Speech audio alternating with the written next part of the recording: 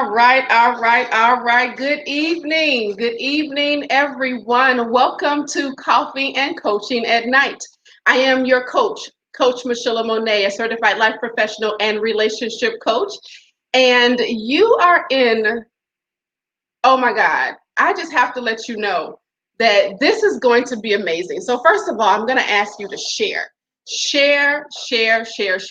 Share this broadcast on your page. Go ahead and make sure that you invite your friends, do a watch party, do something, but make sure that you share because sharing is caring, right? So, Coffee and Coaching is a platform where we stimulate conversations to energize relationships. And today we are going to stir in 5 handsome, successful Black men into this flavor so that we can talk to them and find out what they need to tell us, okay? Because today's topic is the man's man, what women need to know. So this is going to be great. And speaking of flavor, so my coffee today, because anybody that knows me when I'm doing coffee and coaching, that this is, well, I was talking about my coffee choice. And today's coffee choice is a Crazy Cups. It's a caramel truffle sundae. And it's a medium roast coffee. I haven't tasted it yet because I've been running around busy. So let me see what this tastes like for y'all.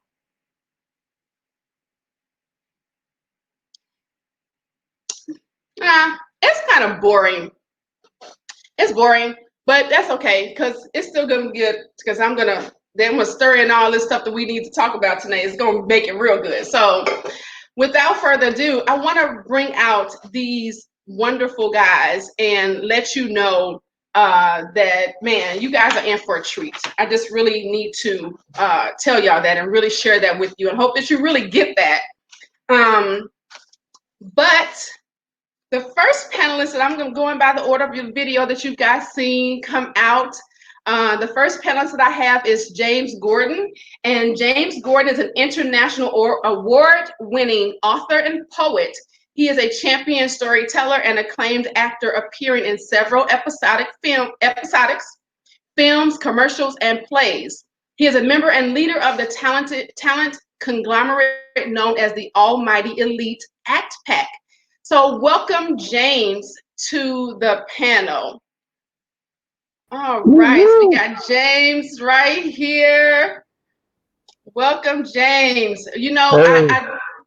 I'm so honored that you are here, James. I just have to tell people, James was in my production, My Last Party. He played Reggie, and Reggie is a veteran who died by suicide. And so to take that character and bring to life someone from beyond was amazing. So to watch him work, that was great. So y'all got to check him out. So welcome, James. Thank you so much for having me.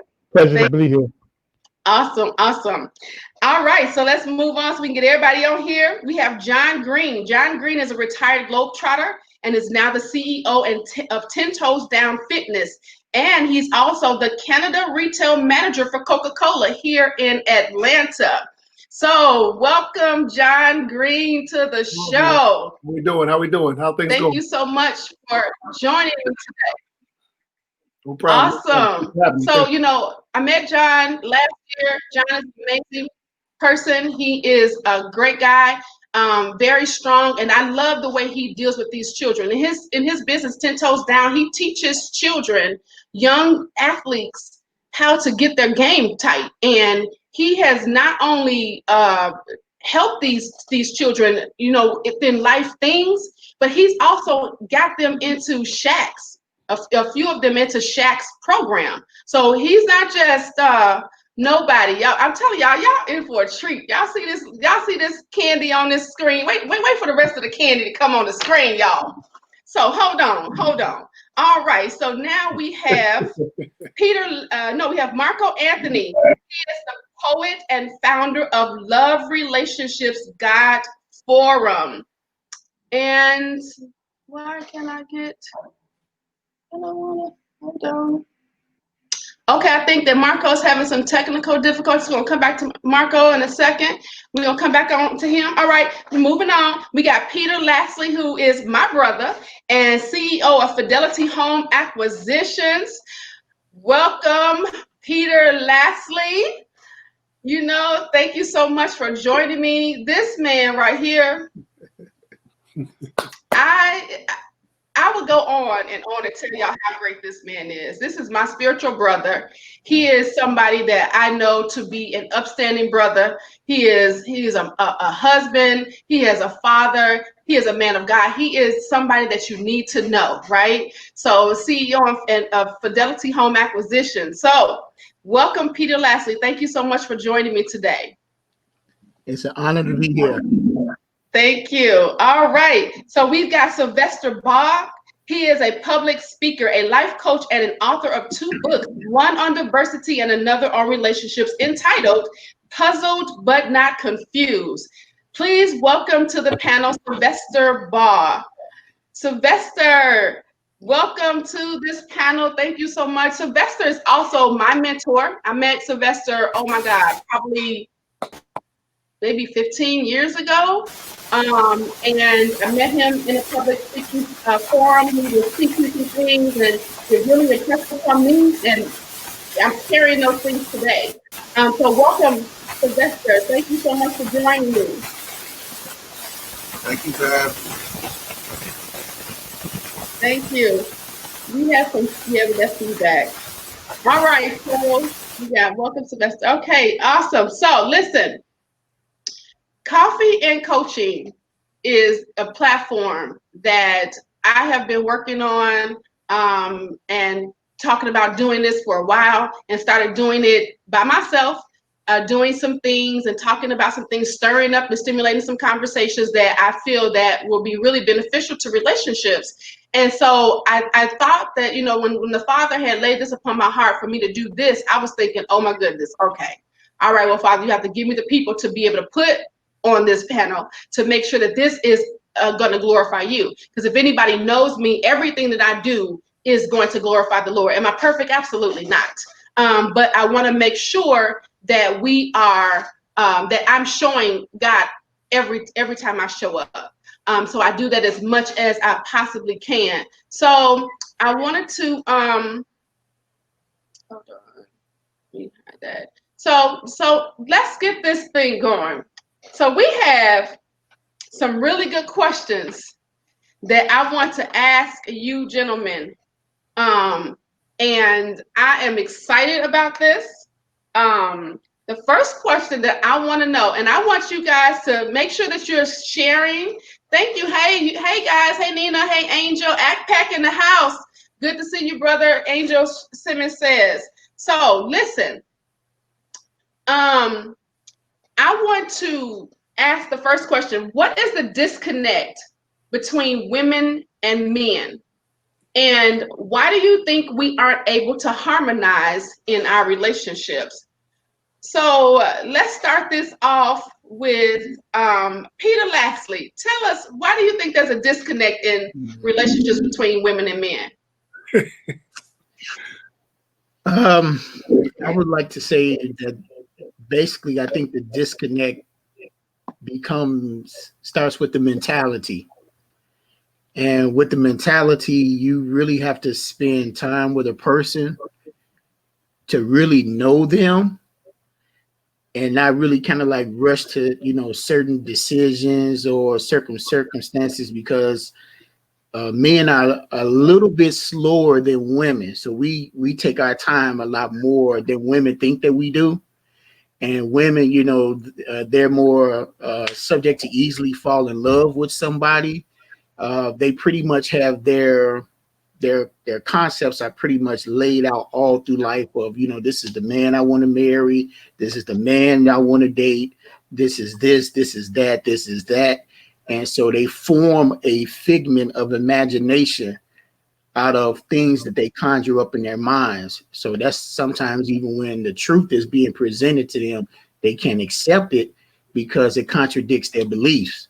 So that's the first thing, is just spending time with that person and not imagining what you want them to be, but actually seeing them for who they really are.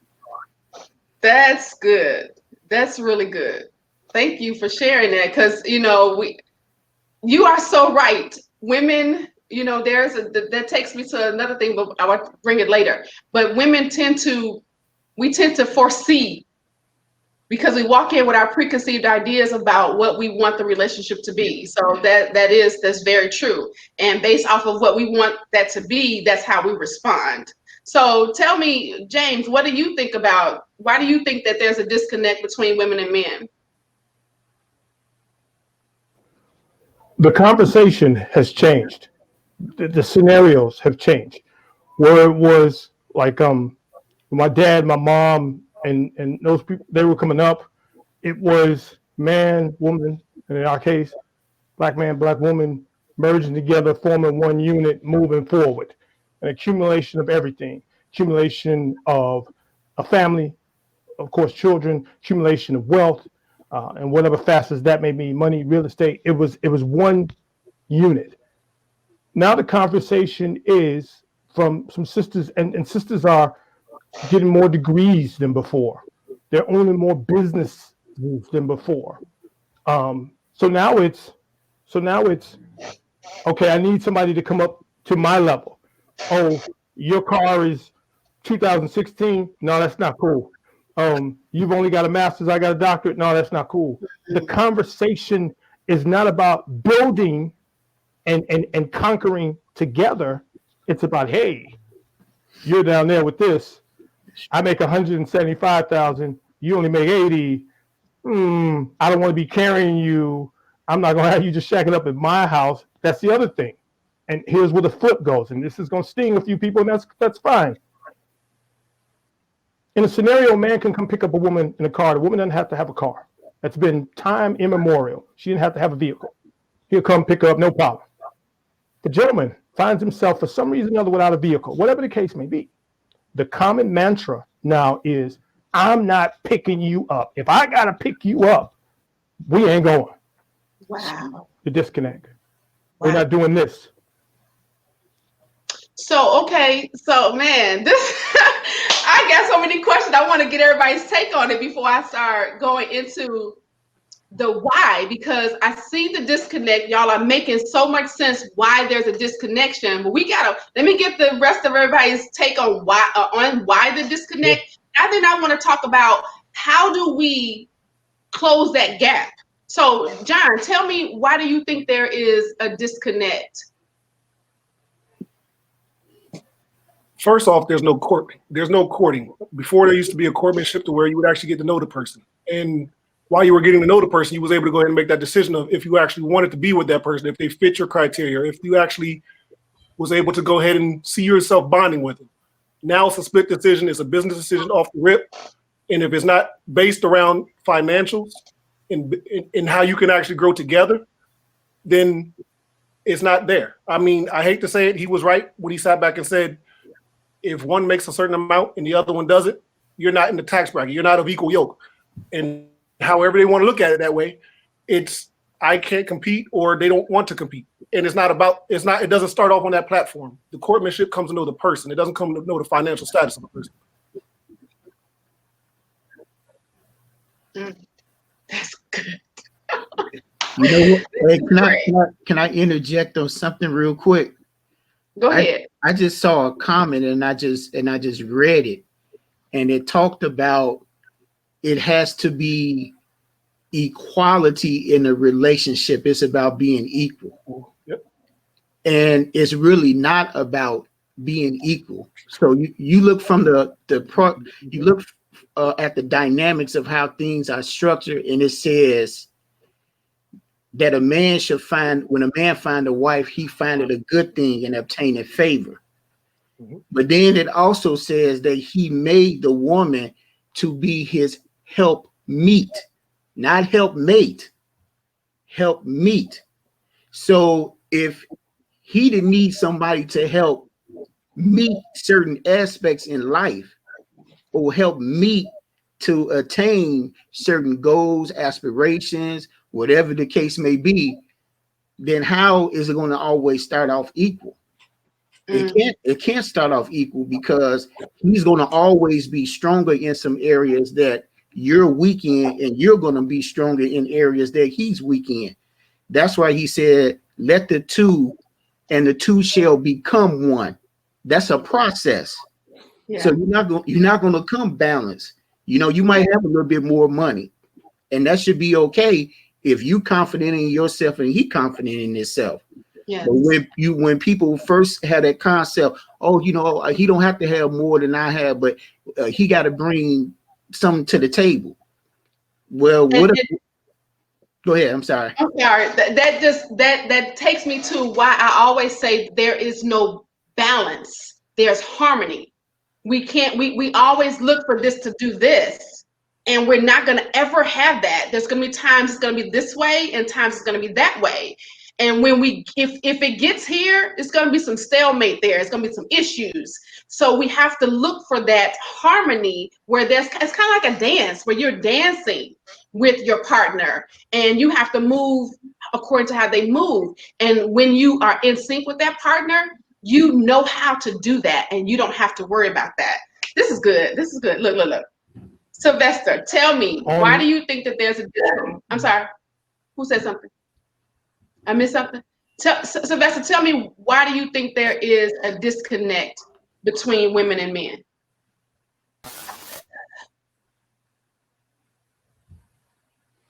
Sylvester, okay. Wow.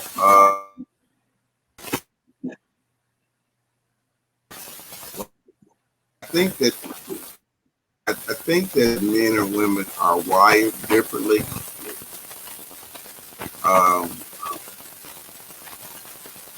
And that starts us out unbalanced. And then when we get involved in relationships, it's like some of the genuineness gets lost, because you're not being true to yourself, but you're trying to satisfy the other person. So not presenting who you are, but presenting your representative. And therein lies your concept of the harmony. It's like, if you're not being genuine, how do I really know who you are? Right. Because what you're showing me is what you think I want to see. That's good. And I think people just need to go into it genuinely, and then you can make a viable decision. But if you're going into it to just please the other person, with the end result in mind, I think Peter mentioned that there's always going to be a mismatch. Right. That's good. That's really good. Before we move on, let me get Marco on in here. Introduce Marco. Y'all bring Marco Anthony. He is a poet and founder of Love Relationships Guy Forum. Welcome, Marco, to this panel. We thank you so much for joining us. I met Marco how many years ago? Like back in 2010, 2011, maybe earlier than that. We were in a play together, so we've been doing, that whole acting thing. And I've been watching Marco on his forum, Love, Relationships, and God. He has a large following there. They stimulate these conversations that are really, really good conversations. So that's why I think that God handpicked each one of these gentlemen to come onto this platform to be able to talk about the things that we need to discuss with relationships. So welcome, Marco. Thank you so much. So we are into the question, and so we just finished getting, let me figure this out. We just finished getting Sylvester's answer on what is the disconnect between men and women. So all the other guys have answered, Marco. So tell us, what do you think the disconnect is between men and women? If we can mute until you're talking so that we can hear everybody. I can't hear you, Marco. No.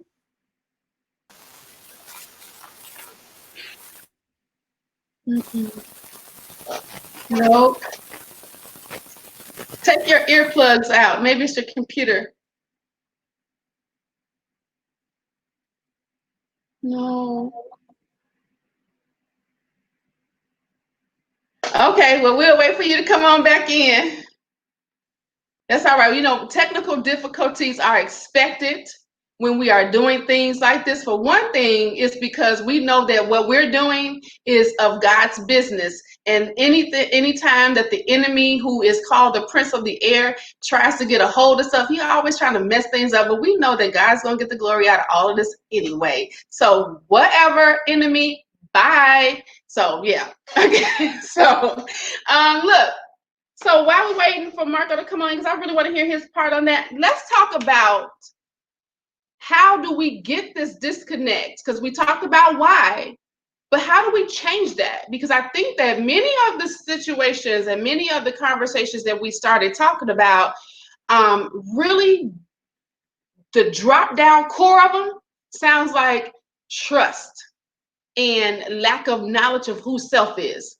And that's usually, if you don't know who you are, then you don't trust who you are. If you don't know who that other person is, then you don't trust who they are. So if we think about that and we cut it down to its bare, it seems to me that there would be trust. But tell me, what do you all think? Why do you think that we have this disconnect? And well, we talked about why, but what do you think we can do to make sure that this disconnect closes the gap? How do we close that gap? Tell me, Peter, how do we close the gap? I think the first step is just being honest, with each other. As they say, sometimes the truth does hurt, and it depends on what type of man, and it depends on what type of woman you are. Two committed people don't have a problem with being honest and forthright. Most times it's the man, he wants to play games and the woman is serious, so they're going to always be combating. And then you have, now a lot of these days, we have the women trying to be men mental, and they like to play the games that the men played on them. And some of these brothers are really, serious and want to fall in love. So it's like it's a game, it's a sexual game of, who can empower themselves over the other person. So, of course, a woman, she gonna use her body, she gonna use the way she look, the way, that she dress, the way she smiles at you. A man, he has to come with a nice car. He has to have a job. He has to, live in his own house or have his own condo or whatever the case may be. So it's like we all fishing out there. But, if you really get with somebody who has the same mental aspect that you have, that you really want to start, as John said, a courtship, you really coming together with the mind of saying, hey, I like you. I think you're interesting. I want to get to know you better and really take time to know that person. And the last thing is not get so sexually involved with each other so quickly, because men like to conquer. Yeah. And so, if you are so easily conquered, most men, yes, they will sleep with you, but they lose a lot of respect for a woman that they hold in high esteem. Right. When they think that she could be the right one or believe she's the right one, and then she just goes all out. Now he has a mental aspect of, man, she just like every other woman I didn't dealt with, that I slept with on the first night or the second night or the third night, whatever. Right. I think all of us can agree that a man can love you and a man can like you, but if he does not respect you, he does not really want to commit to you. The sex can be the bomb and everything else, but if he does not respect you, that relationship is not going to last that long. That's good. So you have to give him something to respect.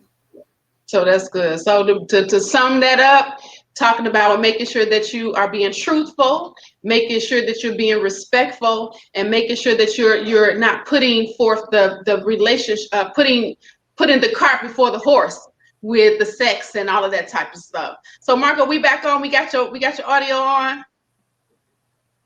No, what?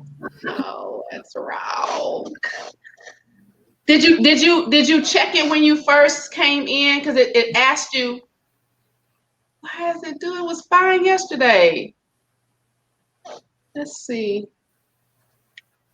I don't know why it's not letting you in. That's terrible. We gotta get that. We gotta get your voice out here, man.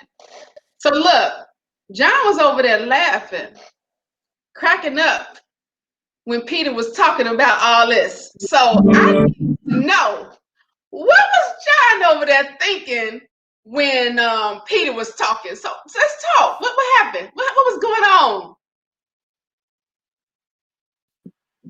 First thing came to mind when you said that was the movie Boomerang, and Boomerang. it was it made me think of some things of how Eddie Murphy sat back and, okay, I'm gonna test the waters, do what I got to do, and after he did, he played the whole rhythm of getting what he had to get to, and then it was, I've lost interest because of the respect, like he said, the respect that dropped for the person that he was actually getting with.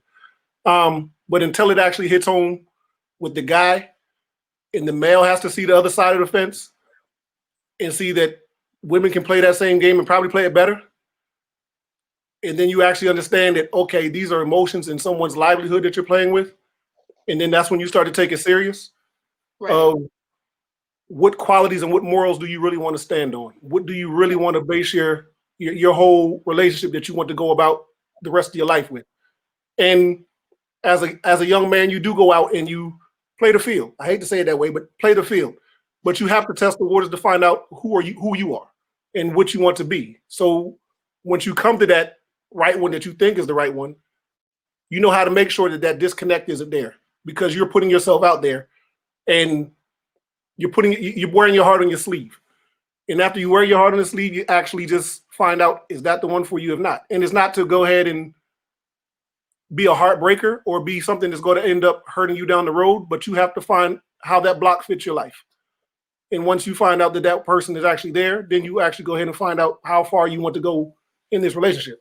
But to what Peter was saying, you don't really there's games and there's statuses that you want or goals that you actually put yourself to that you may not be at, that they may be at. So that disconnect is there. But how do you mend it? It's you finding you. And it may be you hurt some people. I hate to say it, you will hurt some people along the way doing it. But you finding you, that's within yourself, and being honest within yourself and saying that I have to go ahead and make sure that I can put my best foot forward and bring what I need to bring to the table and find somebody who's same thing as I was saying before, of equal yoke, to say that you can say and meet and match that. It doesn't always have to be equal. I mean, you bring different things to the table, but the mindset and the one accord without having to go ahead and have a disagreement, without breaking things down to the foundation. And once the foundation is actually set, you can go ahead and do what you have to get done. So when he said it, the first thing came to mind was Boomerang. I apologize. I didn't mean to laugh at it, but No, you're right. No, I knew you was like rolling in the head. Yeah. Like, what happened? I need to see what was happening up in there. But so Lakeisha, just one of our viewers, she just brought us something that stuck out to me, because this typically happens with women who give of themselves, quote unquote, too early, because the man is, like you said, the conqueror. He's looking to chase her and looking to see how he can conquer her. But then when he gets what he wants, and then he's like, oh, I don't have respect for her. But if he does, I'm like, what is that? Because I know we kind of veering, but that kind of like, man, what is that? Why do they go after the sex, and then when they get it, it's a lack of respect thing? Sylvester, chime in on that. Tell me, we'll come back to you, John. Chime in on that, Sylvester. Why do men seek something that they're not really looking for the person that they claim may be the one?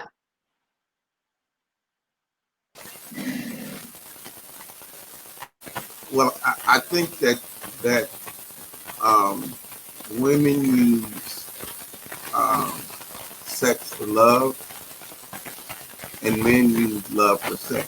And what I mean is, if a man is close to getting sex, he will, if that'll close the deal. He'll do what? A woman will give up sex. A woman will give up sex if she thinks that's going to get her closer to her end goal. But the man is only after sex. That's what he wants. Wow. And so once he gets that, he's got to break it off because he knows you are going to be on the pursuit. And so now it leaks into disrespect because how do I break this off? What do I do? Just tell her, okay, I got what I wanted? No, you have to just lose respect and in essence kind of mistreat her because you got what you wanted. Wow. Wow. That's kind of deep. What were you going to say about that, John? It doesn't sound good, but it doesn't, because it's like, well, why do it? Why not just be honest and say, you know what? Look, I'm looking for somebody to get up with. You looking for somebody to get up with? Why don't we just get up together, not look for anything? Because we talked about this before.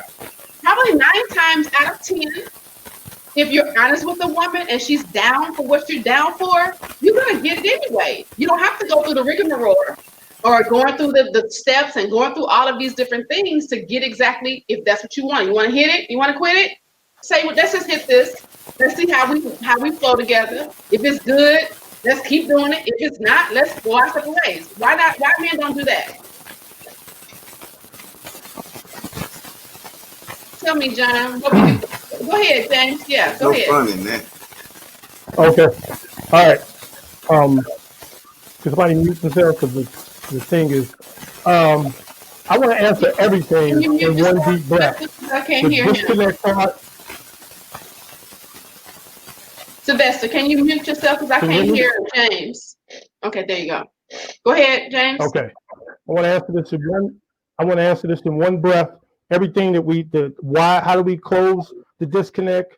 And as far as giving it up too soon and why men, I'm answering all one deep breath. Here we go. First of all, ladies, let me tell you, it's not too soon at all. If we meet and you see me, and of course you're looking at me, I'm handsome and what have you, I'm in great shape, and you see me, you like that, you say, hey, James, come get this. Okay, we hit it off. No judgment. No judgment. All right, we got that out the way. Fine.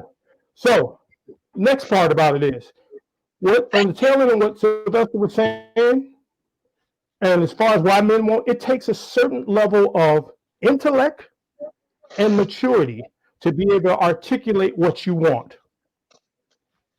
Certain level of intellect, maturity, and bravado to be able to articulate what you want, especially if you know it may not be something somebody else wants to hear. Right. A lot of times, a lot of situations, women don't want to be just concubines or anything like that. Some of them, hey, they want to do it, they want to hit it and quit it too and go on their way, fine. But most of the times in the scenario, they don't want to hear that. And men come in with that preconceived notion, like, so they feel they got to finagle, as opposed to just saying, look, this is all I want to do, and being able to take the yes the same way as the no. You know what I mean? So it takes a maturity that a lot of people haven't developed yet. That hasn't been fostered. That hasn't been taught to be able to have that conversation, which leads me into how do we close the disconnect? No one has ever been misled, misguided, or uninformed by too much conversation. The more we talk, the more we listen. The more we listen, the more we talk to each other. In that conversation, in those words being exchanged, there's some understanding going on. It's no choice. If I say to you, hey, I don't eat pork, I don't. If I say to you, I don't eat pork, but you have and still do. And so when it's come time for you to cook dinner for me, in your head, you've heard me say, oh, he doesn't eat pork. Let me get some steaks. Let me get some chicken or something else, because you've been paying attention. If you can't stand water, I'm not taking you on a trip to the ocean or on a boat or anything like that. I'm not doing it. Why? Because we've had a conversation. The more you have conversations, you find out in the first few seconds of talking to somebody in the inbox what they're on. Right. No matter what it is, you find out. Now, dude shot this shot in the inbox and been left on red. For me, that first time you don't answer after I say hi, I'm done. Okay, cool. But it's conversations. If it goes beyond that, then the conversation builds, or it doesn't. Constantly talking and listening. That's how you close the disconnect. That's how you know, okay, you want to get married, I want to get married. Or I want to jump your bones, you want to jump my bones. Or whatever. Conversation. Otherwise, you'll be lost. Right. So which is why when you see situations that go really fast and sex is involved, you don't really have those conversations. So the relationship kind of blows up based off of this physical intimacy, based off of the feelings and the soul ties that come within that. So it looks like it's something when it really isn't, because you really haven't had those conversations, right? So Marco, we got you. You in here? Yeah, the computer ain't working yet for me. I had to go in through my phone. Okay. Yeah. All right, so chime in here, man. We had the conversation about the disconnect. We're now talking about what's going to close that disconnect. Tell us why you think there's a disconnect, and give us what do you think is going to help us? Because when I look at these questions, they all really come down to us not being in the same room. Okay? Men and women not being in the same room. So how do we close the gap of the disconnect? And why do you think that is there? I think we can close it based off of our understanding, like the Bible saying, all that get an understanding. And in order to get understanding, we got to seek an understanding. We have to have the posture of our heart has to be in alignment with God's true will and purpose. So part of it is that we don't understand each other. One, it says that we will die for the lack of knowledge. And honestly, it's a lot of misteaching that's out there. And just because you're religious does not mean that you know how to live in a prosperous, healthy environment. We know how to quote the scripture that God wants us to prosper and be a good health, but we got unhealthy relationships. We got toxic relationships. We got generational curses. We got stuff in our families, in our households that we have not addressed, that we have to get to the root of what's really going on. And in order to get to the root of what's really going on, it's going to cause all hell to break loose, because it's going to shift our paradigm in the way we're thinking and the stuff that we've built kingdoms on. I mean, it's going to totally shift our paradigm. And so part of the disconnect, the misteaching, is that, oh, well, we're different. We're too different. So that means that we don't complement each other. That's misteaching. Yeah. Because in Asian philosophy, with the yin and yang, two opposites actually attract. Because they melt into each other. They blend together. I need you, you need me. We've seen that in the church, but I'm not sure if we actually believe that I need your differences. I need what you're good at. Look, I don't operate like you. I mean, I'm totally different from you. And you know what? That's actually okay, because I need your input. I need your insight. And I'm never going to think like a woman, but I need what you bring to the table emotionally. I need your intellectual intelligence. I need your advice. So it's a misunderstanding and a misteaching. I think that that's really good because I always tell my platform that relationships are really designed to find out what's in you so that you can work out all that and then come back together still great. Because if you don't have that type of relationship, you're not going to know what you need to work on. You're not going to know what you're lacking or what you got too much of. But what people don't really think about is, because I'm working out all these things in me and you working out all these things in you, and we're trying to do this thing together, it's going to take some time, which means you're going to get some bumps and bruises. And I keep saying, especially in the marriage paradigm, as you talked about, when you got two people coming together, I mirror marriage as this: two people coming together 100 miles away, and they're driving 100 miles into each other. What's going to happen? You're going to get some pain. You're going to see some blood. You're going to see some whole bunch of stuff going on. That happens in relationships, and people get weary and say, forget it, I ain't doing this. So thank you. That's man, we got some really good questions. Thank you so much for that, Marco. So let's lighten up this a little bit, because we did start out with a little heaviness, but I want to bring people in to see where we were on this platform, why we're doing this. Tell me some social media do's and don'ts. What do y'all think, Sylvester, that should and should not happen when it comes to relationships in social media?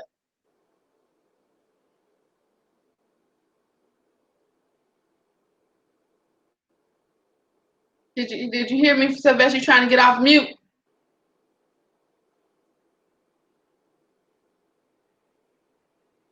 Is he frozen?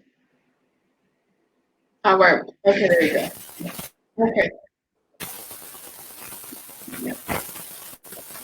There you go, Sylvester. There you go. Yeah, social media introduces a whole different dynamic, and but it is definitely an extension of who the person is. So you can't ignore it, but not abuse it either. Right. So it's an extension of the person, and they have to respect that fact. So I'm one in a serious relationship. Communication and transparency is important. Very important. Right. Absolutely. So if you're overly protective of your social media page, that tells me something. And I'm going to pay attention to that because it's an extension of who you are. Right. So I just think couples, it's when people come together, that's one of the things that you have to talk about. Cell phones and social media. You got to get that out on the table immediately. Right. Absolutely. So because, Marco, your platform is on social media. So tell us what would you suggest to the people that out here, I mean, like, what are your do's and don'ts for social media? I don't know. I get in trouble all the time. What do you mean? I think, for me, it's very difficult because I'm very outspoken and I want to educate my people on a lot of different subjects when it comes to justice, when it comes to relationships. I really believe that my voice should be heard, but in a relationship, when I'm in a relationship, hey, they want to shut my voice down. They don't really want me doing too much talking. And honestly, there's a lot of assumptions that I run into. The assumptions that I run into is that every one of my posts has to do with us. Yes. Like, that ain't got nothing to do with you. Right. I wasn't thinking about you. I mean, some of my posts, I bring up stuff happened 3 years ago, 5 years. I mean, but it's relevant to today. Right. And now you insecure. Now you questioning me. Now you question my post. Then you question everybody that's commenting on my post. I mean, I really think that it depends on who you are as a person, and depending on your position, your leadership in your community. I mean, some voices need to be heard. Right. And I'm not quite sure that it's her responsibility to shut me down. You know, so if I want to express myself, even in disagreements, I don't think that is her responsibility to just cut me off, talk over me, shut me down. Even on social media, it's a lot of things. One, a lot of men don't even express themselves, period. A lot of men don't even open up. We have a hard time even crying sometimes. Yeah. Because we have to take on the brunt of the responsibility when we lose family, when we have a dead man in Minneapolis. You know, that stuff affects us. And sometimes we keep it to ourselves and we get frustrated. But every now and then we need to open up. We need to speak. We need to say something, you know? Right. And so I just think it's very difficult because much of society, it wants to shut a black man down. It wants to close our voice. It wants to tell us that we are inappropriate for speaking up for ourselves. You know, it's crazy. But do you think that it's a way to do that? Do you think that it comes across to women a little disrespectful because it was something I heard yesterday, I don't know who said it, that I'm a man and I'm gonna do what I want to do anyway. So when you say that, how do you think that a woman takes that? How do you say that without her feeling offended? I don't know, because I don't say that, and I would never say that. I value the opinions of women. Without women, we would be nothing. We need our women. Our women are our biggest supporters. Our women are our biggest encouragement. And we have to do a better job of being on the same page. And so, yes, I believe as men, we need to watch our mouth and how we speak to our women. She is not inferior. She is not, we on the same level. Absolutely. God just has gifted us and equipped us in different ways, you know. And so we as men, we do have to do a better job at speaking to our women in nurturing ways, and if we want the same respect from her. Right. Absolutely. I agree, because we have to know that respect. This is what I believe, and this is because of I believe the word. The word says respect your husbands, and the word husband in the Greek means man, and so respect your man doesn't say respect him after he does or because he does or if he does. It just says do it. So I believe that respect is given and trust is earned.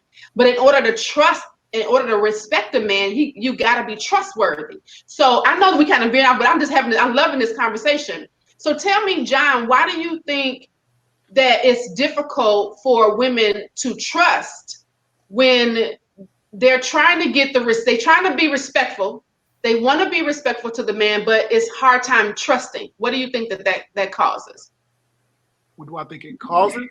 Or what do you think it's caused by, I should say? Why do you think it occurs? Lack of communication, lack of understanding, lack of knowing a person from where they came from. If you don't know anything about their background or you don't know anything about their basis, their foundation, how can you build upon that temple? Right. When you jump into something without a knowledge of who the person is, you're trusting with whatever was presented to you, but not whatever they bring to the table. What they bring to the table as far as internally, as far as what could have affected them when they were younger, there's triggers that could affect a person that you may do just off of the whim that could be a deal breaker. Yeah. And without that being known, it's not the woman's fault, or it's not the guy's fault, whoever did it. But if that foundation isn't set, how can you sit back and put that in order to where it can actually go forward? I like that, because one of the questions is women how do women take responsibility for their own destiny? So that would be the same thing for men. How do you take responsibility for the things that have happened in your past as a man or a woman? How do you not put that on the person without making that their responsibility? Because when you come in, we know, especially if you over 2, you got some baggage, right? So if you got some baggage, everybody know grown folk gonna come with some baggage. So how do you not put that responsibility on the other party for them to fix that and just to be able to accept you for who you are and move forward? Like Marco said, in our community, and I hate to say it, in our community, it's not men are shunned upon as far as getting mental health. When I say mental health, it's something to talk about this and make sure that they can actually go ahead and get those feelings out, whatever's bothering them, to go ahead and build on this foundation. If you're not able to talk to your wife because you think that you may look weak, or you think that you may it may come across a little bit different, or it may come off to where she doesn't look at you the same way, or doesn't respect or trust you the same way because of things that you may have done in your past to grow to where you are now, it may affect what you have there. And a lot of guys will go ahead and carry that baggage with them to the grave, but it still affects them on how they may continue their relationship, or how they may actually talk to their wife because of what standard was put in front of them to begin with. Right. And that's where a lot of the disconnect comes from. More disconnect within the family basis, or the foundation that you have will not actually proceed or prosper because of that issue. Right. Sylvester, tell me, what do you think about people putting the responsibility on the other person for their own destiny? Why do you think that happens?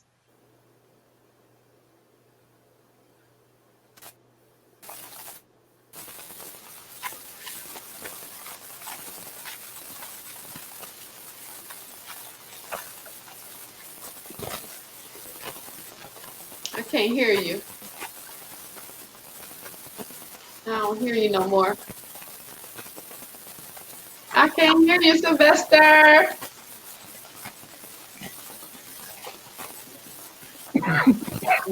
Maybe come out and then come back in, because I can't hear you. Well, I think it happens because people just don't want to take responsibility for what's going on in their lives. Why do you think that happens, though? Why do you don't hear me? You're kind of intermittent.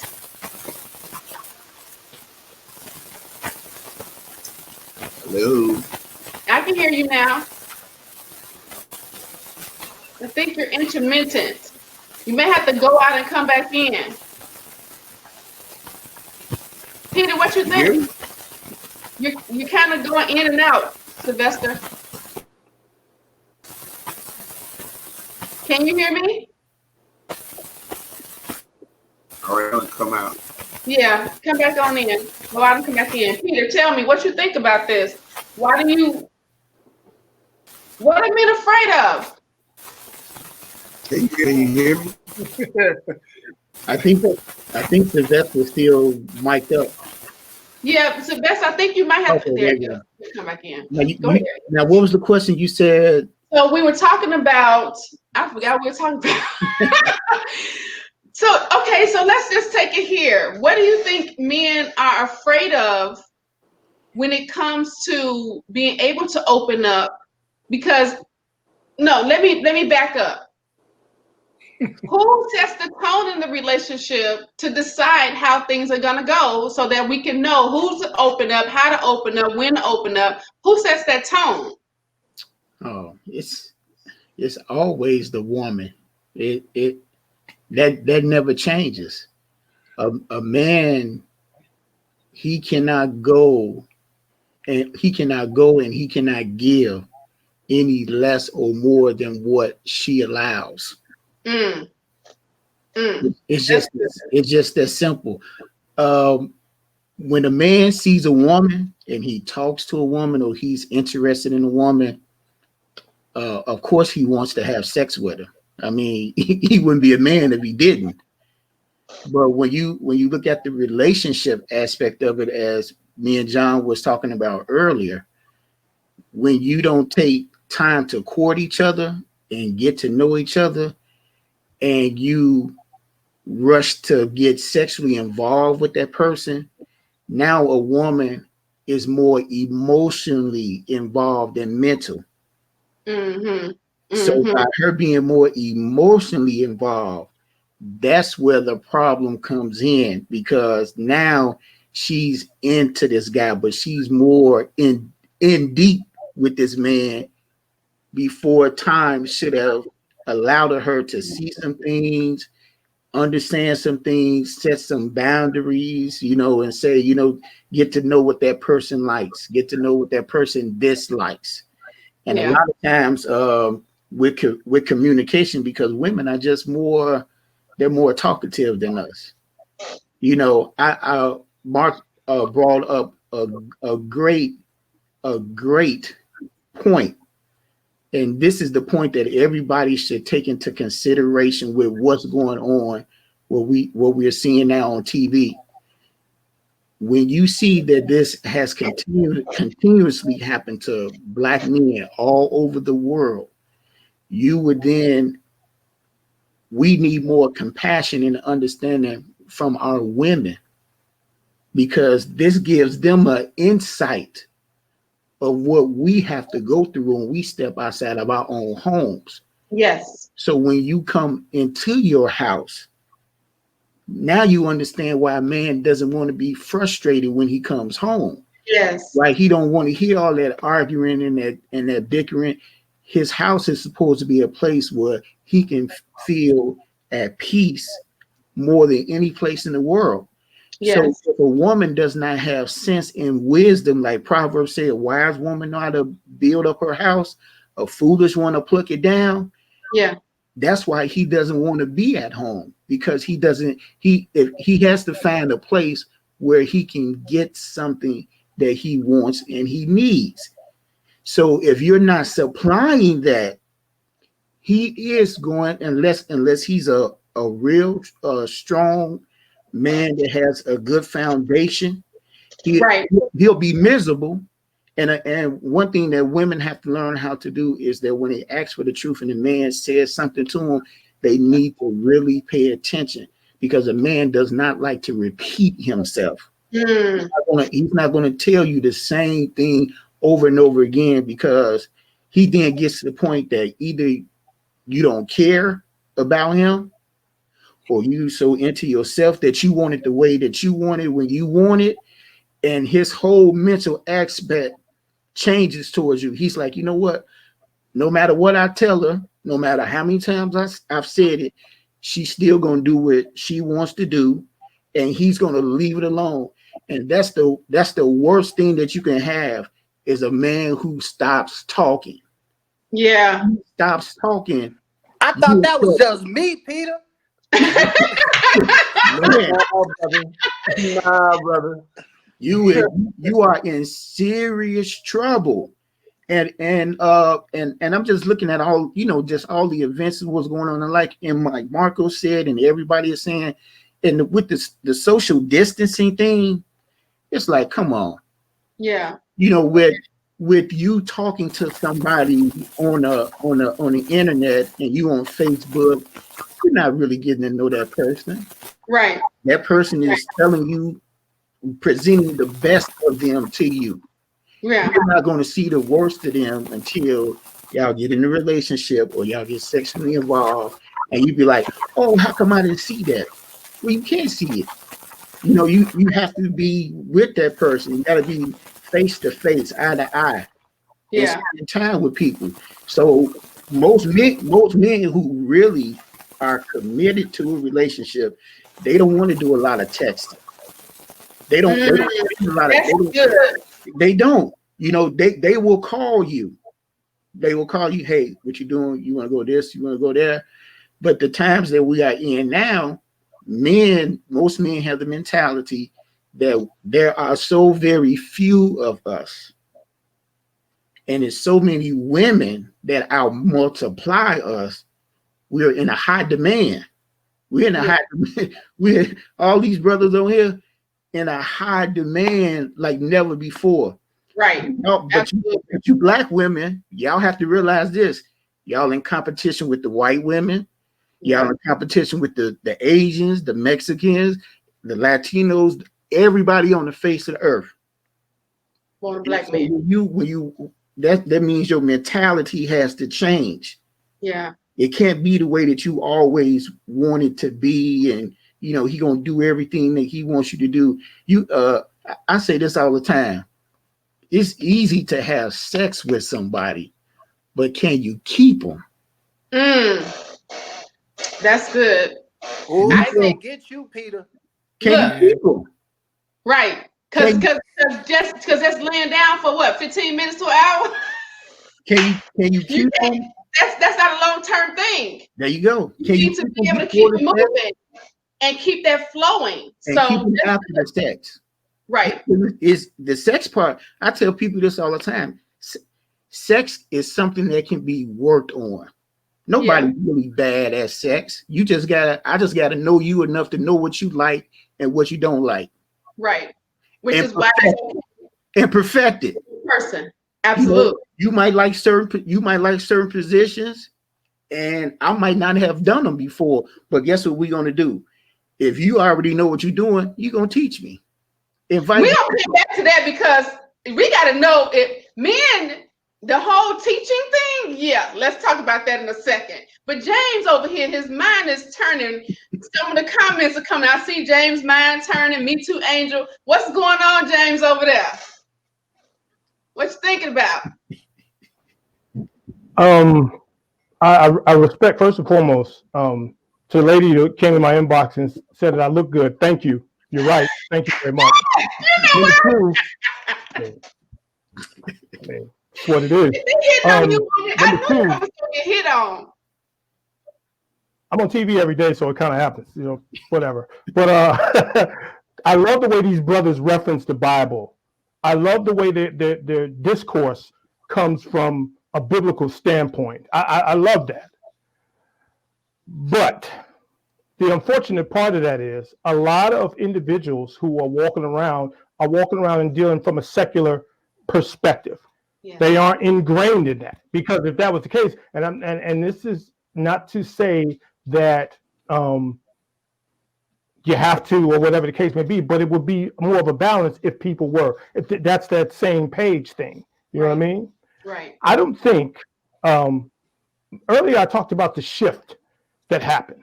And I forgot which one of the brothers said women have more of a man mentality now. Yeah. They'll bag you and keep it moving. A lot now it's a little bit different. They'll hit you off and say, boom, all right, that's cool.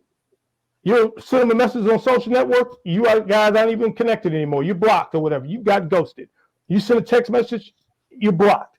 So they've switched it up. I really think, and I had to slightly disagree with someone, I really think now, during the Rona, is the best time to interact with someone. I think it's the best time because there's no physical aspect to be counted on. There's not that factor taken away from it. Now it's a lot of conversation. If your conversation gets stale after a few messages, either that person or you're leaving it alone. Right. A lot of conversation, a lot of imagination. The virtual date thing. Now you can't go to Bar Louie and a movie or get tickets to a comedy show right now. You got to figure stuff out. You got to make playlists or watch a Netflix movie together. Stuff that you've got to become more imaginative. So I think now is a great time to interact with someone and get to know them, because you're taking away all of this and now you're getting here. You're getting here. And I really believe, and back to you, I want to go back to your original question because I was sitting on that about social network. I'm like Marco. I got a lot to say. I've been told plenty of times, oh, you post a lot. Well, last time I checked, posting on social network was free. Last time I checked. And there's no limit. As long as I don't say anything inflammatory, racist, sexist, anything like that, it's cool. So, but you do run into that. You do, Marco's right, you do run into people, the stronger you are as a man, as a black man, it seems to me, the sisters sometimes want to squelch that. They want to quote unquote humble you. And that's a horrible word. I know somebody that's going to rub you the wrong way. humble is a horrible word. You got to look it up. The base word humility, humil, to demean, to downgrade, to lower, horrible word. But a lot of sisters see you doing well and what have you, spoken out. They want to bring that down. No, that's too much. That's too much of that. Don't like the way you post it. Don't like what you're saying, unless it's something that's almost female apologetic. And I want to wrap up. I want to wrap up this point like this and just go back to what I say. Conversation changes everything. If you're not on what I'm on, like I'm a romantic. I love sending flowers, and I'm not trying to cap anybody. Anybody know there's a woman on here, maybe a couple women who know who've interacted with me or what have you. No, I love to send flowers. I like poems. I love doing that. That's just me. Somebody may not like that. Somebody I run into may not be into that. We found out right off. She'd be like, I hate poems. Oh, okay. We don't. There's not much really you can do with that. Oh, I won't send a poem, but I know going in. Conversation. And ladies, sometimes listen. Sometimes just listen. We ain't trying to tell you what to do, but we're trying to tell you how to operate within the schematics of us. Just listen. Sometimes. Thank you. Yeah. It's my TED Talk. I've had gentlemen that I've coached to say my wife or my girlfriend is not listening to me. And sometimes I don't want her to come up with a solution. Sometimes I don't want her to come up with an idea of what I should be doing. All I want to do is vent and her not say nothing but, okay, baby. But because women are naturally fixers and nurturers, we want to fix everything. We always got to come up with a solution. And our minds are rolling in the middle of his speech, of his venting of, okay, what are we going to do to fix this? And sometimes we can just erase that and just not, right?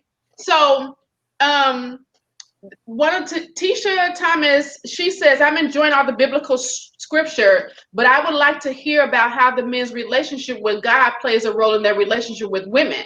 And I want to add to that because one of the things that we have to understand is that the Bible, the church base is built mostly on women. So we're not finding these men of God in the church. Where do we find them? So, Sylvester, answer the question from Teacher. I'm enjoying all the Bible scripture, but I would like to hear about how the men's relationship with God plays a role in their relationship with women.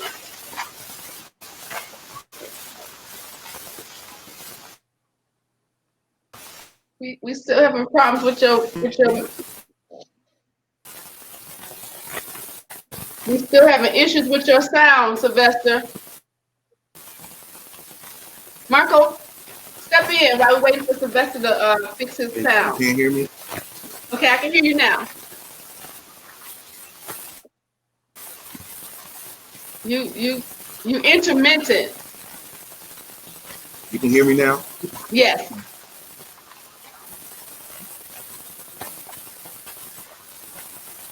Can't hear you. We can hear you, Sylvester. All right, I'll try to be short.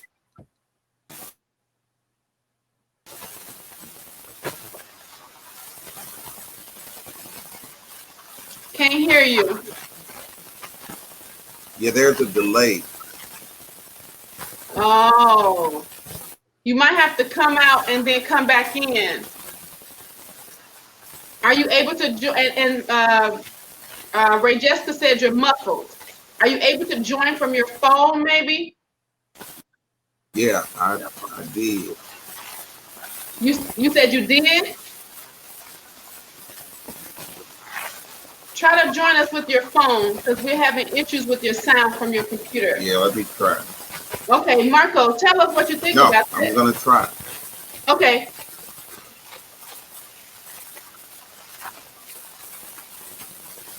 Yeah. Mute yourself in the meantime, Sylvester.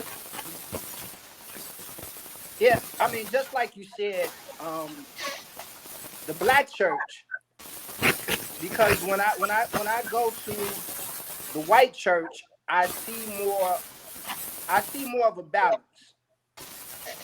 I see families.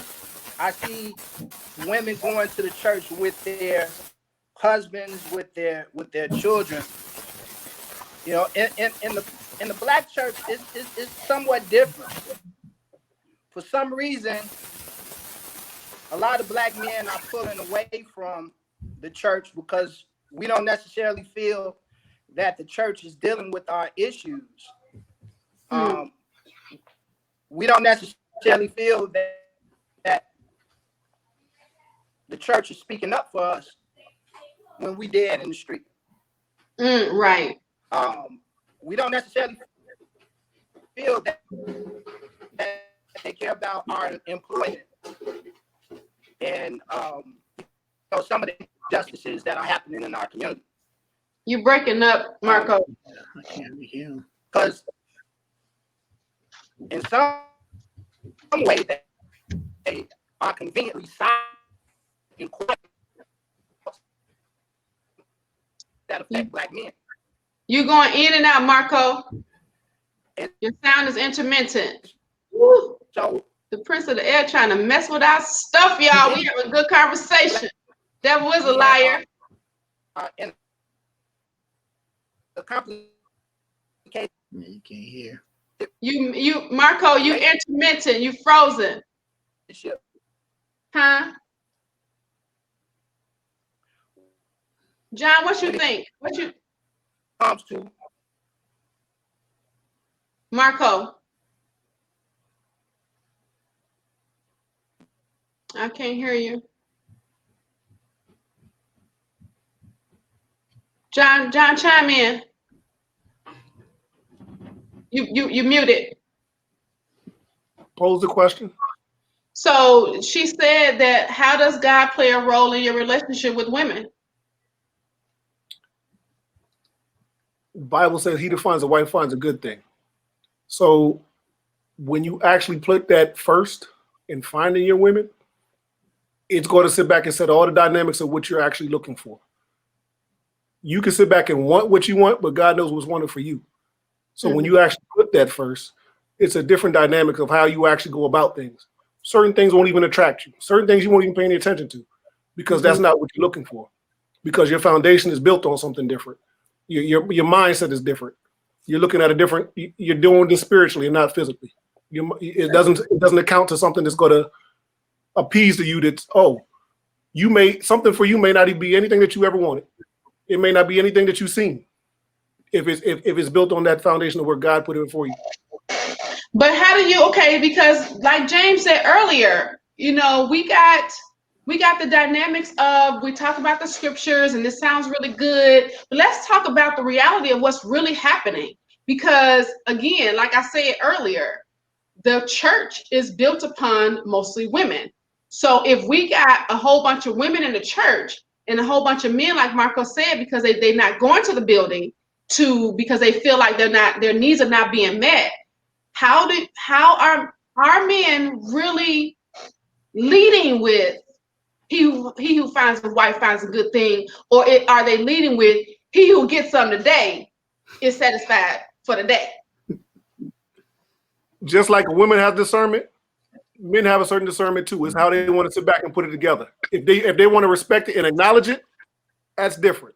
Most men don't acknowledge it. When they acknowledge it and say, "This is what I need. This is what I want," and knowing that it's been put forth by something that was spiritually put on you and not just something that was a physical aspect, then it becomes a different scenario, different ball game, whole different ball game. That eliminates 80% of what you actually look for. Yeah, and that's good. So I saw James back there. He was like, "Booyah!" What was that for, James? I mean, when you put the natural stereotype stigma ideal of us is that when we're dogs, we just want to get it, blah blah blah blah blah. And so when he said we have discernment, I was like, yes, because, and my dear friend is on here. She can vouch for this, and this is in relation to the God question. My dear friend is on here, and she tell you every time I want to interact with a woman, it's not for me to hit it and quit it. I believe in love. I watched 80s movies, and even though they didn't have black folks in them a whole bunch, I believe in romantic love. Meet a woman, go get ice cream, walking hand in hand. I believe in that. I want that for me. I want that for me. I always pray on it as I get ready to start that adventure. I always pray, Lord, please, give me the right idea. Let me have my mind open right. Protect my heart. Keep me safe. So when I put this out here, because I'm all in. I'm just like Matt Damon and Rounders. My card's up. I'm all in. I don't have step, and maybe that's the thing. I don't know, but so I pray on that. I pray that I don't look crazy. You know what I mean? Yes. And I think that's necessary. And guys out here aren't bad. I mean, you look at these gentlemen here, and from what they're saying and what they're carrying, they aren't out here just trying to risk it all on just a one night thing. They're trying to build because they've built already in their own lives. Right. And I think that's important. I think, and ladies, sisters, you need to hear this. When men such as these are in their grind and building, they're doing that to not just to show you. They aren't doing that to impress you or show off to you. We're doing this to build ourselves up. So when we come to you, when we run into you, we're not coming like this. We're coming like, hey, this is what I have. Let's put what you have with what I have. Woo! Look what we got. That's what that is. So do you think that men should not get into relationships until they have that? Or do you think that it's okay for a man to be in his grind and still hook up with a woman that may have her stuff all together, but they still come together and do that? Because I'm hearing what you're saying. Go ahead. Two answers to that. That's a yeah. Part one. What you think, John? It depends on the individual and the individuals and their conversation. It also depends on and being really honest. If I just started my business, I'm really not trying to be away from that and do something. To be quite honest, anybody's ever owned a business, they'll tell you that takes 24 hours, 8 days a week, 366 days a year to get that thing up and going, deal with all the ups and downs. I'm really not trying to put any energy over there. So if somebody's interested in me, I got to articulate to them, hey, I'm here. If you're still around when I get to this thing up, I'll get it. But now, once the man feels as though, hey, all right, my business is going, I'm accomplishing what I'm doing, I'd like to add to that because it's nothing without somebody to share with. Let's not lie about it. Winning, succeeding, booking, nothing is substantial really without somebody to share with. I'm gonna answer your question, but Jessica, what if she's willing to help? Yeah, if she's willing to help. That's another conversation. Again, yes, I'm gonna say this over and over again. Conversation solves everything. Yeah. If you don't communicate that to me, I don't know. If I don't say what I'm doing, you don't know. Conversation. Right. You know, I think that what happened. Go ahead, Peter. Go ahead. You know, I was gonna say, go back to the young lady's first question. You have to understand that he created us in his image and his likeness. So when you have a creator of all things that you've been formed out of, you have to understand that that's always going to be your connection. That's always going to give you your stability. That's going to give you your mentality. That's going to give you a lot of things that you didn't get from your dad or your parents, or having somebody to look at and see how certain things to be done, because he imparts that type of wisdom, you know, in you. And even as he was saying before, with relationships and just with anybody that you would basically come in contact with, you want somebody who is spiritually connected. Because if you're out dating, let's just say, for instance, you know, you're 20, 21 years old, 19, 18, 17.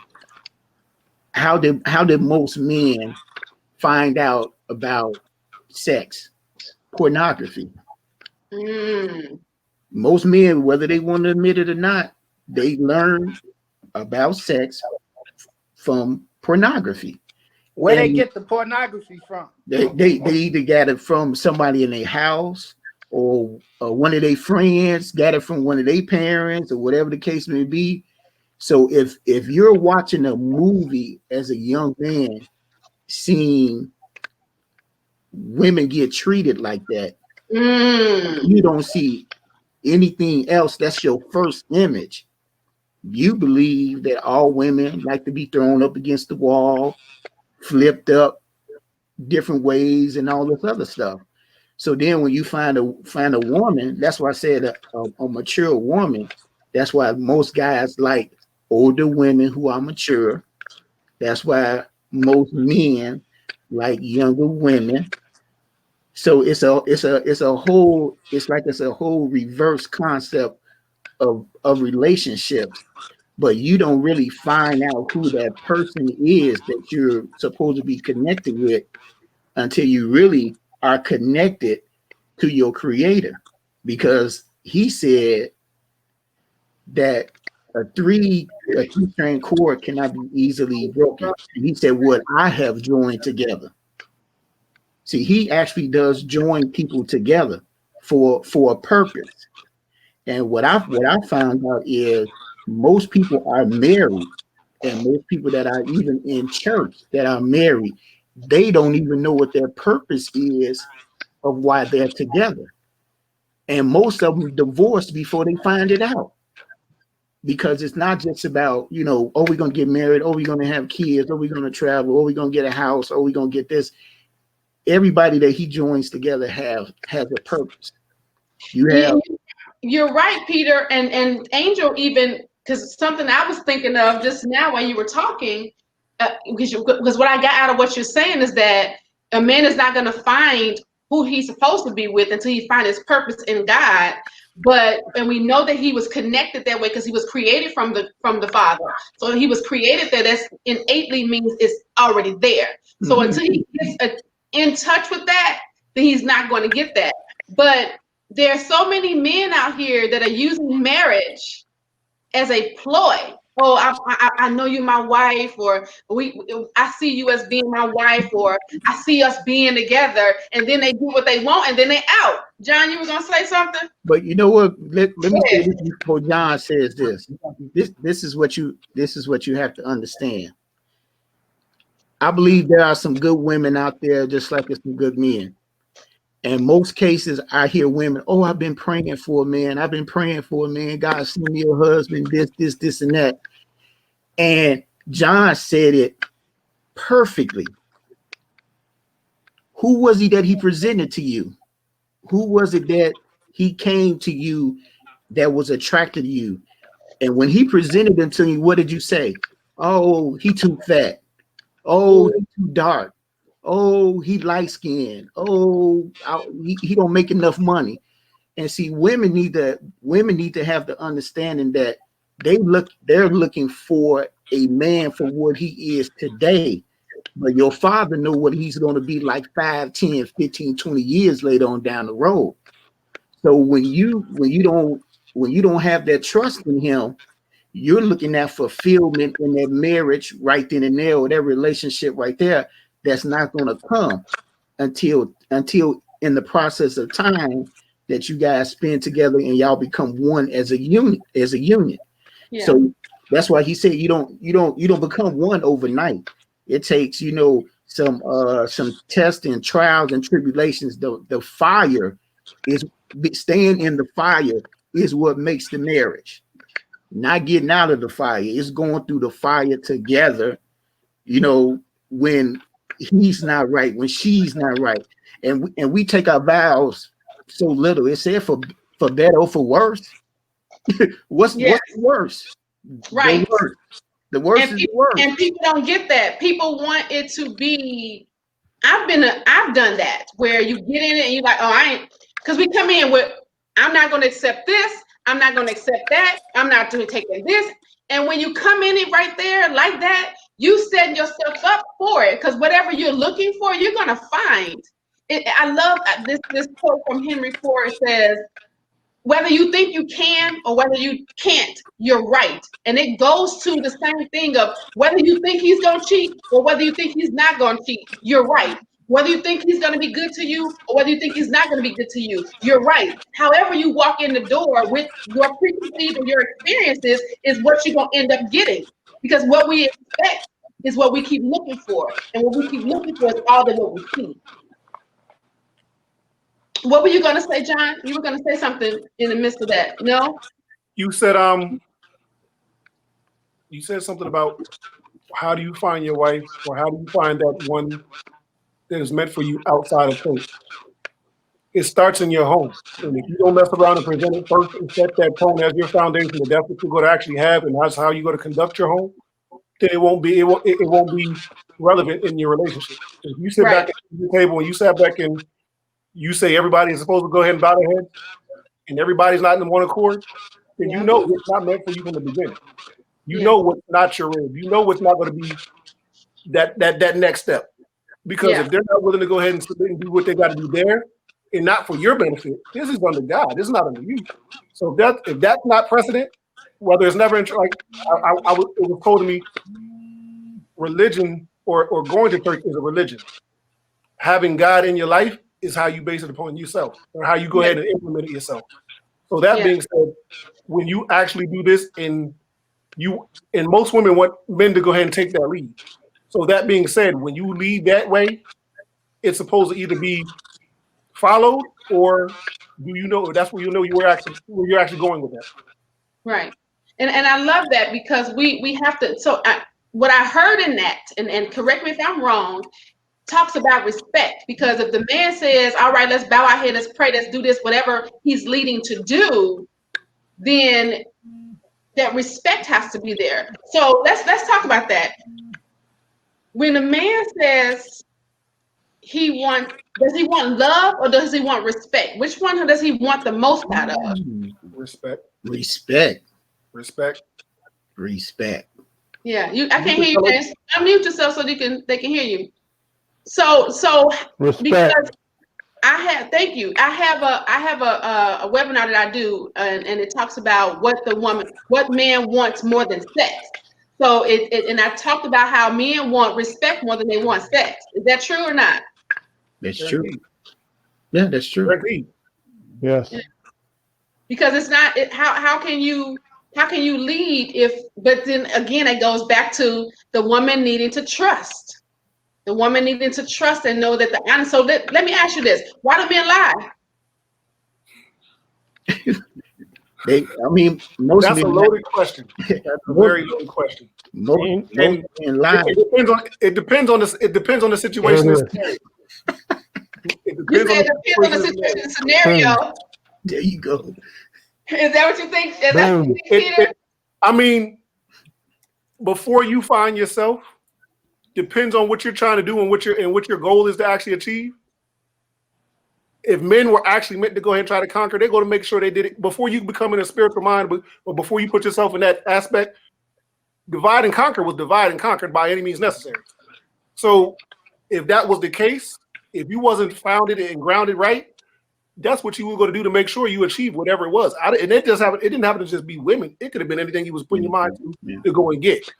To go ahead and make sure that if you woke up and saying, I'm the best basketball player ever, and you know you're not the best basketball player ever, are you lying to yourself? Well, not really, because you can build yourself up. Sometimes you got to stake until you make it, right? Marco, you over there? That's a little different. What your man doing over there? I mean, we lie because we're not happy at home. Bingo. We lie because we don't want to totally destroy what we have built thus far. We know that there's problems.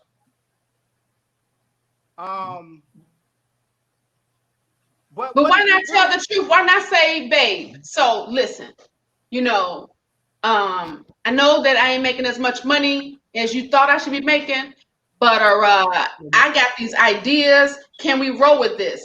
What's wrong with saying, you know what? I'm not happy right here, and unless we get this straight, it's gonna make me go over here. What's wrong with saying? Marco, hold on. Marco, hold on. If I tell her the truth, she gonna Marco, twist.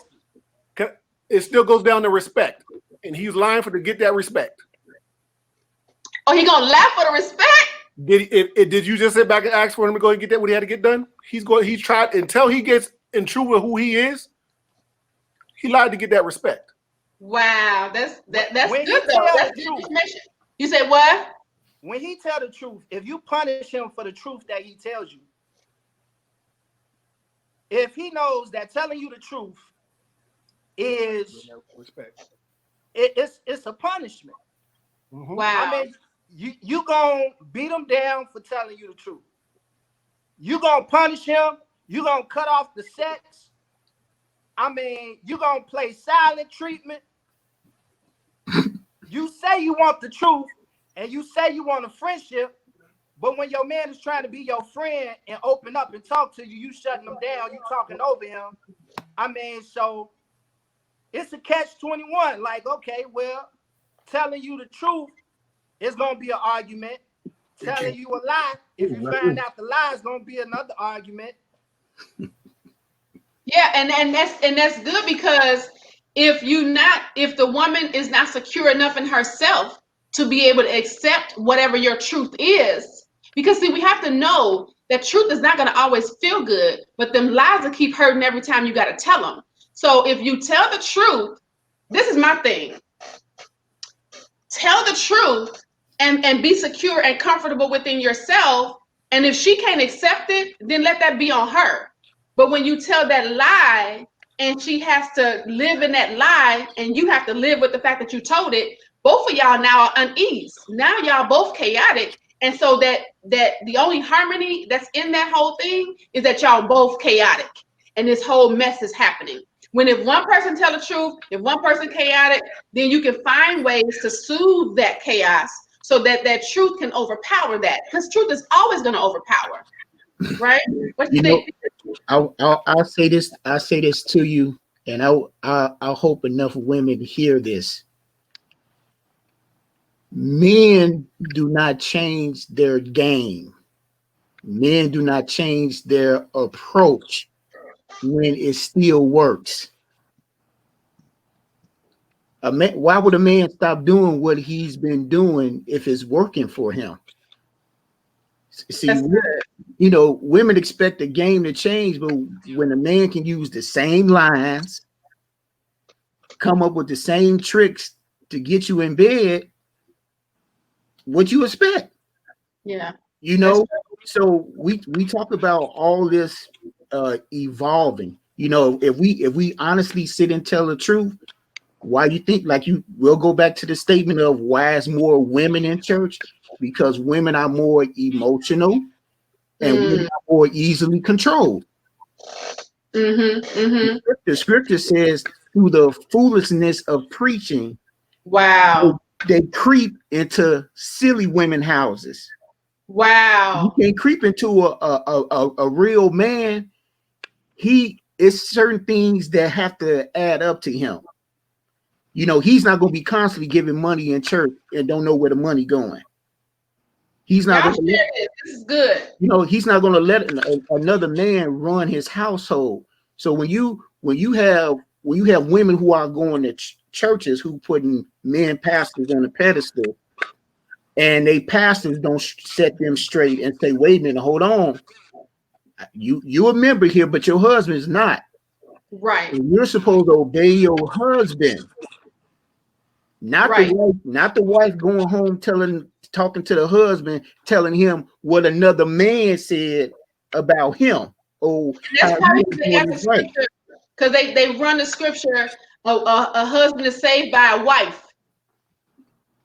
So and that's what I'm saying. They take stuff and they I remember a person said this, and this was so true. They talked about woman thou art loose and man power. And the guy, I guess he was one of the guys who does the offerings, there, whatever.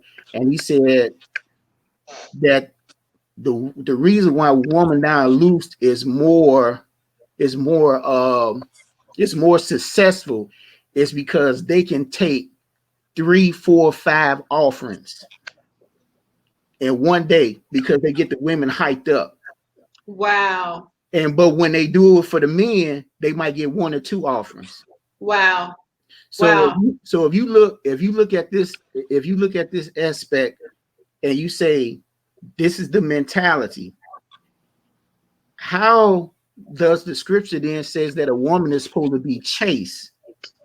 A woman is supposed to win you over not by her conversation, what she says, but what she does, how she acts. So if you got a whole bunch of women running around loose, they not controllable.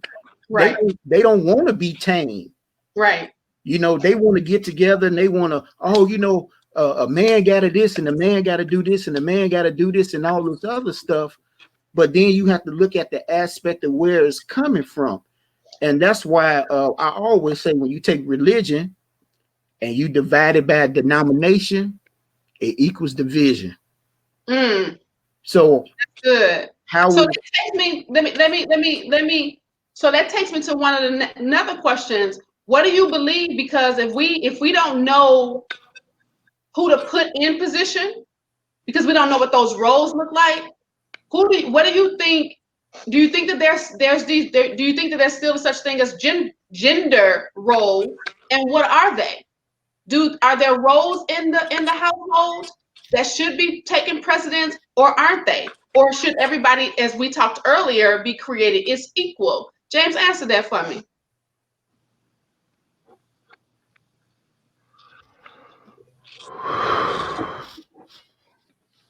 I watch wrestling. I've been a wrestling fan a long time. I just watched The Last Dance. I'm from Chicago. I love the Bulls. Teamwork. Yes. As a man in my fold, I'm standing out in front protecting my family, my wife, my kids, everybody from danger. I'm standing out in front. That's just my mentality, who I am. I'm going to get it. I'm going to provide. I'm going to earn. I'm going to stack. I'm going to multiply. But as she is capable, extraordinarily capable, because that's the way she would have to be with me, she has to be extraordinary because I'm giving her extraordinary. We got a tag team because there's some days, sometimes I may not be on my jump shot. I love sports analogies, so if I lose you, I can clarify. But I love sports analogies. I may average 30 points a night, but on Thursday, heck, I only maybe can give you 16, and I may need you to get 30. Or on another night, I get a couple of rebounds, and then you do something else, whatever. I believe in a tag team system.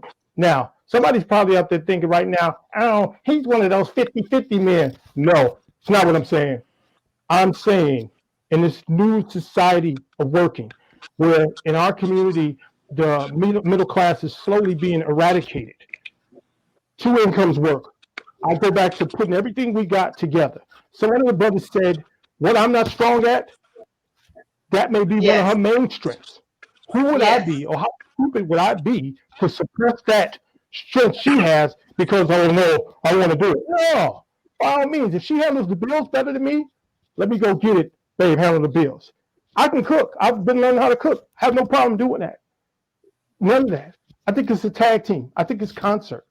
There are still roles that, as a man, I'm going to take, but I think it's a team. And I think that's the only way you can win. So, Sylvester, welcome back. Thank you. Can you hear me? Yes, very well. Awesome. Good stuff. All right, so we in now. Come on now. Look, so now we on the whole roles. What do you think of? Do you think that there are roles, gender roles within a relationship? And if you do, what are they? And if you don't, how does that work? What does that look like? Well, I heard what James said, and I tend to agree with that. Okay. That, but beyond that, I think the roles are whatever it takes for your family to survive. Mm. I mean, if for me, I am, a provider, and I'm more of a caretaker than my mate is, then that's what it is. Yeah. I'm not going to force myself to be something that works against my family. Yeah. I'm going to allow the freedom of whoever we are to evolve, and that's the way it is. I mean, but in the same respect, I'm going to be the one out front, as James was saying. I'm going to be the one that protects. But you know, my mate may be better at handling money than me. My mate may be better at cooking than me. But we do what we do to make the family successful. We don't just line up in roles that have been assigned to us. And that's good. That goes into what Peter said earlier. This is how I'm cupping, because my mind does this. Kind of goes where it's like, okay, so if you putting this pastor on this pedestal, then you can't listen to your man. And if your man happens to be the caregiver of the children, and you be the one that go out because you have that degree, you have that particular job, and you make more money, and y'all determine that within yourselves, but you going to church on Sunday and you hearing, if the man ain't providing, he ain't a good man. But it was working. Whatever that works. Is that what I'm hearing, Sylvester? Whatever works for your particular unit. Yeah, I did hear what Peter was saying, and I just hearkened back to the Word of God. And because one, if a woman's in church giving 4 or 5 offerings, I don't think that's biblical. Yeah. I mean, and if you're allowing yourself to be influenced by a man that you put on a pedestal, that's worldly. That's not biblical. So Right. it all starts at the very basic understanding of the Word of God. Yeah. If you're in church, you understand the Word of God, you rightly divide it, and you operate in it. Yeah. And if you're not, then that's where the division is. You're right. And that's what my platform with the core woman and coaching, coffee and coaching, is because I believe that there's order. And anybody that know me, I consider myself the boss chick, or I'm the one that know how to get things done and things of that sort. But there is a limit to that. This whole independent thing that we done had happen to us in the 80s was the worst thing that could have happened to women, because we do need men. So women that come out and say, "Oh, I don't need no man." Well, yeah, you do. You do. Stop saying that. There's a thing called order. There's God, the man, the woman, the children. And when you remove things from that order, chaos happens. And you cannot get back in until you put it back into its place. And so I love that you brought that in, because it's just about making sure that we are in order. And it doesn't mean that you're less than. It doesn't mean that he's more than you. It just means that if you follow in the order of the relationship, because who created relationships, then you definitely you're gonna be in the right place, right? So Marco, tell me, whose fault is it for cheating? Whose fault? Yeah, who's at fault for cheating?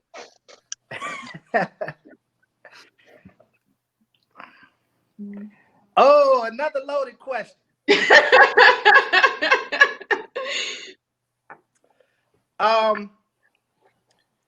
I think most times when a man cheat, it's gonna be his fault. Most times when a man cheat, it's gonna be his fault. No matter what's going on in his marriage, no matter what difficulties, and I'm not quite sure if that's a problem, because he's kind of meant to take some responsibility. If he's the head, well, it's such a loaded question in regards to cheating. I'm here to say it's a lot of breakdowns that can happen in a marriage. I don't believe that a woman should deny her husband sex. as a punishment.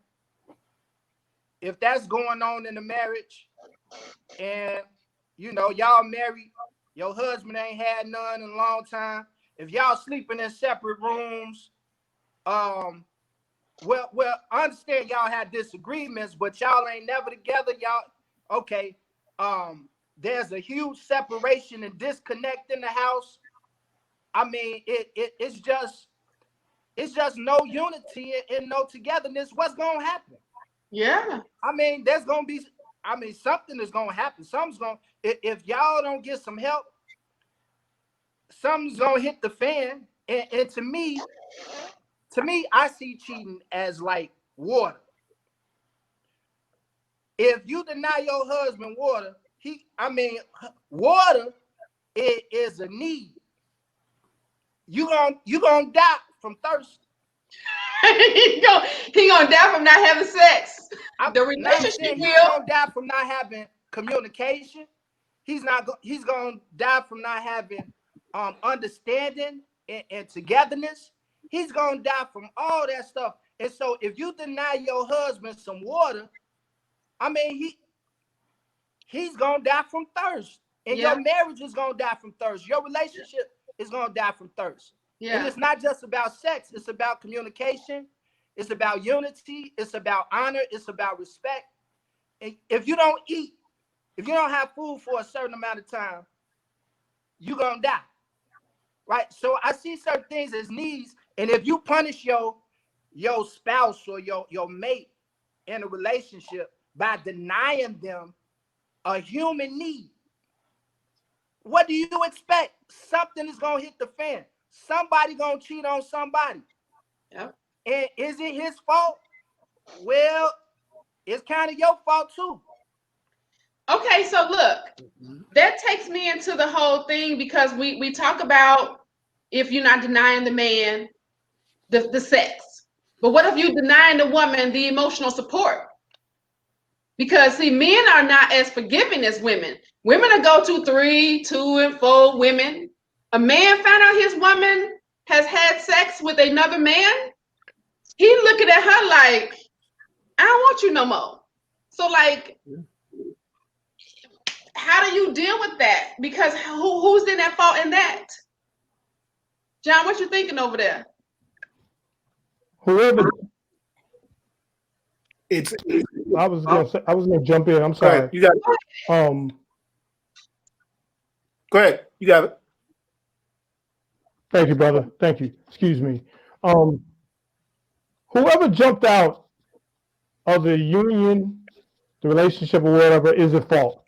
No matter what went on to cause the thing, and I can tell you from personal experience, as opposed to saying, look, this isn't satisfying to me, I'm not getting this from you, that, it was easier for me to veer off and go over here and fill in that blank and have a role player or another role player. Okay, yeah, I got my main, I got my Jordan. I love sports analogies, forgive me. I love my Jordan, but I'm going to have me a Pippen. I'm going to have me a Rodman, female, of course, and I'm going to have me a couple others, and they're going to fill in the blanks, as opposed to addressing my star playing and letting her know what I'm not getting. It's on the person who steps out. No matter what goes on, what is wrong, and it took me, and I'll tell y'all, you gentlemen and anybody else listening, it took me to look in the mirror a bunch of times and say, you know what, dude, no matter what she didn't do, you could have told her and not jumped out. Yeah. It took a lot of researching for myself to say, hey, you know, I messed that up. So it's on the person. Nobody else. I disagree. Sometimes you was telling her. Sometimes, hey, you went to her, you told her, hey, we got issues, we need to work them out. And she ain't working them. She don't want to work nothing out. You know, hey, we get stubborn. We don't hear each other. We play the silent treatment. And so, James, all right, come on, let's go. I disagree. What were you gonna say, John? Okay, let me retort. Allow me to retort. Wait. Let me hear what John was gonna say. Hold on. Yeah, I cut him off once. My bad. No, you all right, no problem. It comes down to reality and checking yourself in the mirror, because regardless of how you look at it, you still control your own actions. I'm speaking from my own experience, as far as you have to take that responsibility for yourself. People in Saudi Arabia can't do same things, and they sit back and keep that same inner focus. So it doesn't really come down to the sex. It comes down to what part and how disciplined you're going to be within your relationship. If you're done, you're done. But that comes along with growth. If you're not able to go ahead and say what's coming along and what's in your heart and how you want to sit back and feel, communication. And a lot of guys have a problem with communicating, to sit back and say what they really feel on their chest because of what they're scared to lose. Failure. Guys don't look at failure or a failure in their relationship. So I can continue this on, but I need to go ahead and establish what I need to establish. If you're missing it somewhere else, you're going to feel that void. So I do understand what Marco's saying as well. But at some point, if you're the man and you're supposed to be that man, you're supposed to set that precedence as well. And I learned from experience that I didn't do that, and it hurt more. It caused more pain or caused more heartache across the board because you didn't sever it before it needed to be severed and move on instead of trying to go ahead and continue. You can't give yourself 100% into something if you're giving 50-50 somewhere else. That's good. Look, we've been doing this for an hour and 52 minutes. We're going to wrap it up in a little bit, but before we do, I want to hear, because that you just segued right into my last question that I wanted to ask. I really want y'all to come on and do this again, because I had 12 questions. We probably got to 3. So look, tell me, let's get everybody's view on this last thing, because this is going to help us close. Why do men not allow women to get closure? Start with that, James.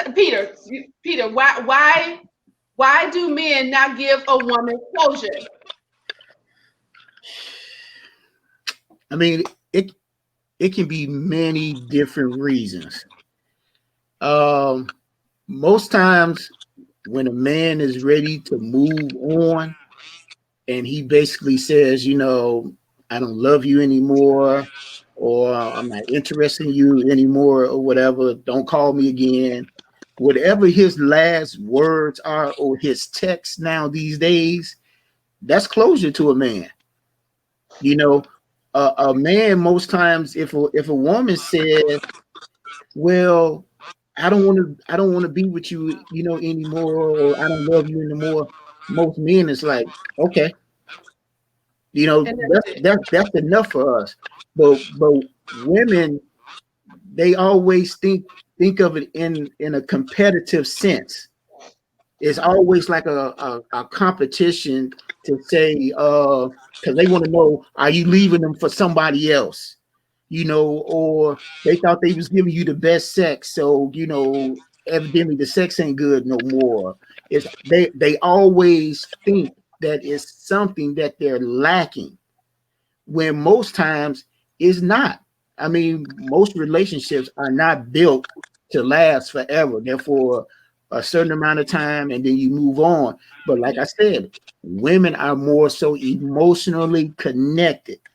So they actually really need hardship to separate themselves from something they should have never been entangled to. Oh, that's good right there. A woman would never, unless she's mentally and emotionally disconnected, she would never break away easily. She can't. She's too much invested.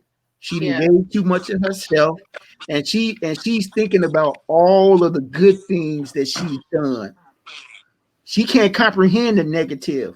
So even if you told her, hey, the reason why I'm leaving you is because of so-and-so, it's still not good enough. Wow. Sylvester, tap in on that. Why do men not allow women for closure, to get closure? I kind of agree with what Peter was saying. I don't think it's that men don't allow it. I think that, as I mentioned last night, women view the relationship like they do a horror movie. Yes. And they will close their eyes to different things that they don't want to see. And then they want to open their eyes when everything's good. So they may have they may have gotten closure, but they didn't want to see it. So they create something in their mind. Oh, girl, he was just tripping. Oh, he'll be all right. But they justify it. And it's, as Peter said, it was closure. It was closure. But because you don't want to let it go, you create something in your mind that is satisfying to you. John said something like that yesterday. Didn't you mention something like that? What did you say last night, John? When we were on last night? I can't recall as far as what it was, but I understand as far as with closure, you're going to keep asking the same question. And how deep does the question why go?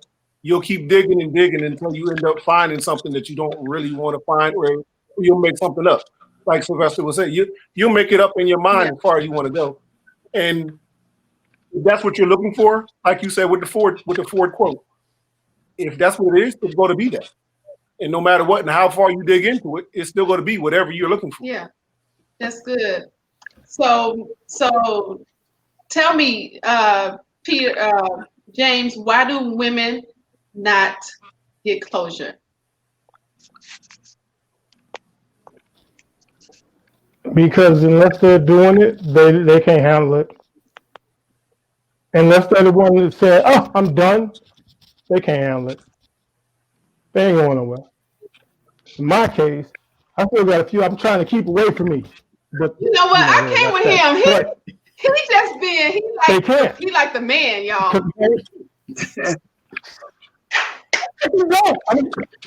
Look. Listen, a lot of women they sit there and say, "Oh, I gotta let him leave," but no, it's like, if I don't let you go, you're not going. That's basically it. If I don't let you go, you're not going. We're gonna figure something out. When you say we done, we can say we done. And Simmons knows exactly what I'm talking about. She just seen it a few times with people I done dealt with. Say we done, here they come crawling. Hey, I just want to say hey, hon, how you doing? They ain't going unless they the one want to go. Marco, what you think? Yeah, I deal with it a little bit differently. I'll check out of a relationship while I'm in it. Yeah, I'm already kind of gone. Like, I'm not really working on fixing nothing. I done checked out a long time ago. I kind of know the situation. I know it ain't no respect. I know it ain't no love. I kind of got a feel for what's going on. But the thing about it is, I also know her past experiences. And I know how many guys that hurt her in the past and things like that. And me, honestly, I don't want to be the one to hurt her either. So I'll let her dump me. I'll let her think that she's dumping me. Does that work? Yeah. You gave psychology. Yeah. I let her think that she's dumping me. I done checked out a whole long time ago. And it's over. And then I act shocked, like, oh man, I can't believe it's over. Just because I really don't want to hurt her. Right. So look, let me tell y'all something. First of all, let me go back to the question that somebody said. Somebody wants to know how many men on the panel are in relationships. So that's Peter. Peter, you gonna get some of us in trouble, Joe. You gonna get. I just answered. All right, we ain't answering the question. I don't know how to answer this.